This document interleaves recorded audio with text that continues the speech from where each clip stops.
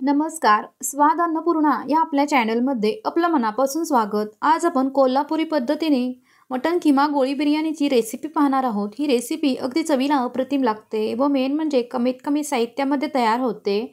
त्यासाठी लागणारं साहित्य व कृती पाहू. मी इथे अर्धा किलो तांदूळ भिजवून घेतला आहे, अर्धा किलो खिमा, 1 वाटी कोथिंबीर, 1 वाटी पुदिना, एक बारीक चिरून घेतलेला कांदा, 1 वाटी तळलेला कांदा घेतला आहे, खडे मसाले, तमालपत्र, दालचिनी, लवंग, मिरे, शहाजिरे व ग्रीन वेलची व मसाला वेलदोडा घेतला आहे, काजू, कांदा लसूण मसाला, काश्मीरी लाल तिखट, 1 हिरवी मिरची, आलं व 7 ते 8 लसणाच्या पाकळ्या, पाव चमचा हळद व 1 चमचा बिर्याणी मसाला. सुरुवातीला आपण जो अर्धा किलो खिमा घेतलेला आहे तो मिक्सरच्या भांड्यामध्ये घालून घेऊ व त्याच्यामध्ये आलं, मिरची, लसूण घालून घेऊया. पाव चमचा हळद घालून घ्यायची जेणेकरून छान कलर येईल. आपण इथे काश्मीरी लाल तिखट 1 चमचा घालून घेणार आहोत जेणेकरून आपल्या ह्या खिमा बॉलला चांगली चव येते. तळलेला कांदा घालून घेऊया. कांदा घातल्यामुळं अगदी टेस्ट छान लागते. थोडीशी कोथिंबीर व पुदिनाही घालून घ्यायचा आहे आपल्याला. तर आपण हे चांगलं मिक्सरमधून बारीक करून घेणार आहोत जेणेकरून हे सर्व एकजीव होईल. अगदी 2 ते 3 मिनटामध्ये हे चांगलं बारीक होतं. तर आपण हे मिक्सरमधून फिरवून घेतलं आहे. पाहू शकता तुम्ही किती छान अशी आपली याची ते पेस्ट तयार झालेली आहे. अगदी पटकन अशी तयार होते. आता याच्यामध्ये आपण चवीप्रमाणे मीठ घालून घेणार आहोत व 2 चमचे इथे मी बेसन वापरलं आहे जेणेकरून ह्या खिम्याच्या गोळ्यांना चांगलं बाइंडिंग होईल. आता पुन्हा एकदा ह्याला मी चांगलं मिक्स करून घेतलं आहे अगदी 2 मिनटं. आता आपलं हे तयार झालेलं आहे खिम्या गोळ्याचं बॅटर. बघू शकता तुम्ही कलर किती फार सुरेख आलेला आहे. आता आपण याचे छोटे छोटे गोळे तयार करून घेऊया. पाण्याचा हात लावून आपल्याला हे गोळे तयार करून घ्यायचे आहेत. अलगद असे हे पटकन असे गोळे तयार होतात. आपण आपल्या आवडीप्रमाणे हे गोळे तयार करू शकता, लहान मोठे. मी थोडेसे छोटेच करून घेत आहे जेणेकरून आपल्याला याला बिर्याणीचे थर लावता येतील. मोठे केले तर ते गोळे कमी होणार म्हणून मी साईजला थोडे छोटे गोळे तयार करून घेतलेत व पटकन असे हे सर्व गोळे तयार होतात अगदी अलगद. पाहू शकता तुम्ही. आता मी सर्व गोळे अशा पद्धतीने तयार करून घेतलेत व ह्याला आपण चांगलं वाफवून घेणार आहोत.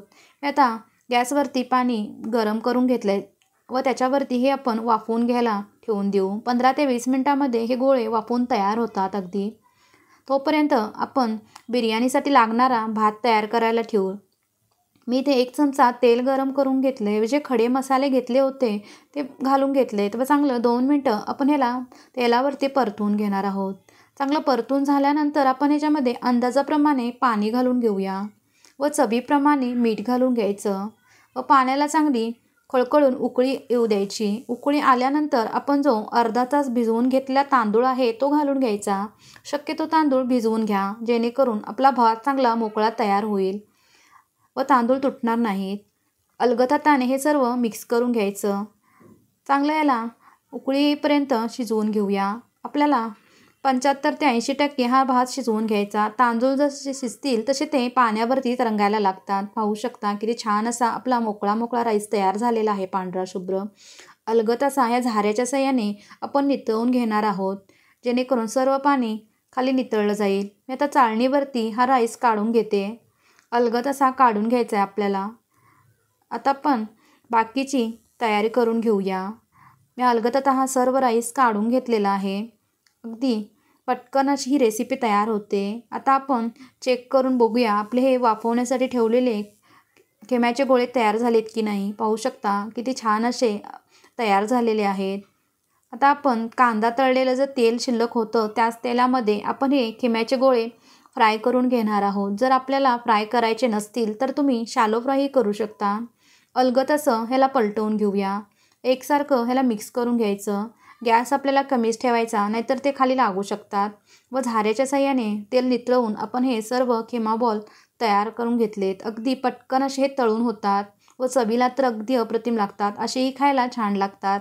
आता ह्या शिल्लक राहिलेल्या तेलामध्येच मी थोडासा 1 कांदा बारीक चिरून घेतलेला आहे व चांगला तेलावरती परतवून घेऊया व इथे 1 चमचा आलं लसूण पेस्ट घालून घेतली आहे मी जेणेकरून छान अशी चव येईल ग्रेव्हीला. व पाव चमचा हळद घालून घेऊ. काश्मीरी लाल तिखट घातले मी व 1 चमचा कांदा लसूण मसाला घालूया. हे सर्व मिक्स करून घ्यायचं आहे आपल्याला तेलावरती. एकसारखं हलवून घ्यायचं. गॅस आपल्याला कमीच ठेवायचा आहे. चांगलं तेलावरती परतून झाल्यानंतर आपण ह्याच्यामध्ये थोडासा तळलेला कांदा, पुदिना, कोथिंबीर घालून घेणार आहोत, जेणेकरून छान असं आपलं हे वाटण तयार होईल. आपल्या आवडीप्रमाणे इथे कोथिंबीरीचा व पुदिन्याचा कमी जास्त वापर करू शकता. तळलेला कांदाही घालून घ्यायचा, जेणेकरून छान अशी चव येते. व पुन्हा एकदा ह्याला सर्व असं मिक्स करून घेऊया. एकसारखं हलवून घ्यायचं आहे.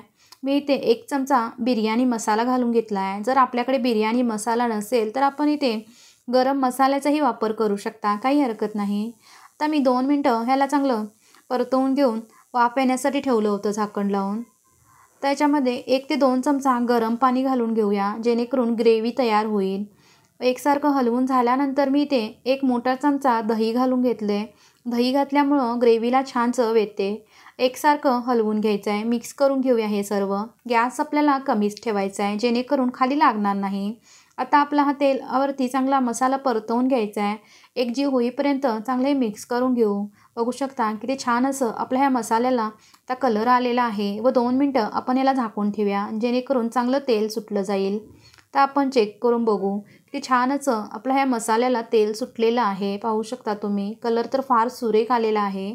तर आपण जे तळून घेतलेले खिम्याचे गोळे होते ते ह्या मसाल्यामध्ये घालून घेऊ व चांगलं असं अलगद हाताने ह्याला मिक्स करून घ्यायचं आहे. एकसारखं हलवून घेऊया, जेणेकरून सर्व मसाला आपल्या ह्या खिम्याच्या गोळ्यांना लागला जाईल. एकसारखं ह्याला परतवून घ्यायचं. एकजीव होईपर्यंत आपण हे परतवून घेऊया व 2 मिनटं ह्याला झाकून ठेवू, जेणेकरून सर्व मसाला ह्या खिम्या गोळ्यामध्ये मुरला जाईल व चांगलं तेलही सुटले. पाहू शकता तुम्ही किती छान असा आपला कलर आलेला आहे गोळ्यांना. अगदी मस्त असे हे तयार झालेले आहेत मसालेदार. तर आपण थर लावायला घेऊया. आपण आता कढईला थोडंसं तूप लावून घेतलेलं आहे, जेणेकरून खाली लागणार नाही भात. आता आपण जो भात तयार करून घेतला होता तो घालून घ्यायचा अलगद असा. आपल्याला जर थर लावायचे नसतील तर तुम्ही जो मसाला तयार करून घेतला होता खिम्या गोळ्यांचा तो खाली घालून तयार केलेला सर्व राईस वरती ठेवू शकता. मी आता सर्व बॉल अलगद हाताने असे पसरवून घेतलेत, जेणेकरून आपला अगदी बिर्याणीसारखीच चव येते. व सेम मटण बिर्याणीसारखीच ही बिर्याणी अगदी चवीला अप्रतिम लागते. वरून थोडीशी कोथिंबीर, पुदिना घालून घेतला आहे. तळलेला कांदाही घालून घ्यायचा, जेणेकरून अगदी छान चव येते. प्रत्येक थराला आपण असं तयार करून घेणार आहोत. अलगद असं हे सर्व पसरवून घेतलेलं आहे. तळलेला कांदा घातल्यामुळं चव छान येते बिर्याणीला. आपण आपल्या आवडीप्रमाणे इथे कांद्याचा, पुदिन्याचा वापर करू शकता. आता आपण वरून थोडेसे पसरून झाल्यानंतर आता आपण जो शिल्लक राहिलेला राईस आहे तो घालून घेऊया वरती. अलगद हाताने आपल्याला राईस पसरवून घ्यायचा. ह्याच्यामध्ये जे खडे मसाले दिसतात ते काढून घ्या, जेणेकरून तोंडात येणार नाहीत खातेवेळी. एकसारखं ह्याला पसरवून घेऊया अलगद हाताने. आता आपण पुन्हा एकदा त्याच पद्धतीने खिम्याचे गोळे लावून घेऊ, जेणेकरून आपल्याला थर लावता येईल. अलगद हाताने हे सर्व बॉल आपण पसरवून घेतलेले आहेत राईसवरती. वरून थोडीशी कोथिंबीर घालून घेऊया व थोडासा पुदिना घालून घ्यायचा, जेणेकरून छान चव येते. तळलेला कांदाही घालून घेतलेला आहे मी व वरून थोडेसे काजू घालायचे. आता जो शिल्लक राहिलेला भात आहे तो सर्व वरती घालून घेऊया व अलगद असा पसरवून घ्यायचा. मी आता इथे 2 थर लावलेले आहेत. आपण आपल्या आवडीप्रमाणे थर लावू शकता. आता ह्याच्यावरती मी केशराच्या काड्या दुधामध्ये भिजत घालून ठेवल्या होत्या, जेणेकरून छान रंगही येईल आणि चवही लागेल. तर मी ह्याच्यावरती घालून घेतलेला आहे व लोखंडी तवा गरम करून घेतला आहे चांगला 10 मिनटं. त्याच्यावरती आता हे आपण कढई ठेवून घेतले. वरून थोडासा तळलेला कांदा, काजू व 1 चमचा तूप घालून घेतलं आहे. कोळसा चांगला फुलवून त्याच्यावरती 1 चमचा तूप घालून घेऊन चांगला दम देण्यासाठी 20 ते 25 मिनटं आपण ही बिर्याणी दम देण्यासाठी ठेवली होती. आता आपली ही खिमा गोळी बिर्याणी तयार झालेली आहे. पाहू शकता कलर तर किती फार सुरेख आलेला आहे. अगदी मोकळा मोकळा असा हा भात तयार होतो व गोळे तर अगदी चवीला अप्रतिम लागतात. अगदी पटकन अशी ही तयार होणारी खिमा गोळी बिर्याणी आहे. याला आपण गोळी पुलाव असेही म्हणू शकता. व पटकन अशी तयार होते व चवीला तर अगदी अप्रतिम लागते ही बिर्याणी. एकदा नक्की ट्राय करा. व ही कशी वाटली मग आपली मटण खिमा गोळी बिर्याणीची रेसिपी आवडली असेल तर लाईक करा, शेअर करा आणि आपल्या चॅनलला सबस्क्राईब करायला विसरू नका. पुन्हा भेटू अशाच एका छान रेसिपीमध्ये. धन्यवाद.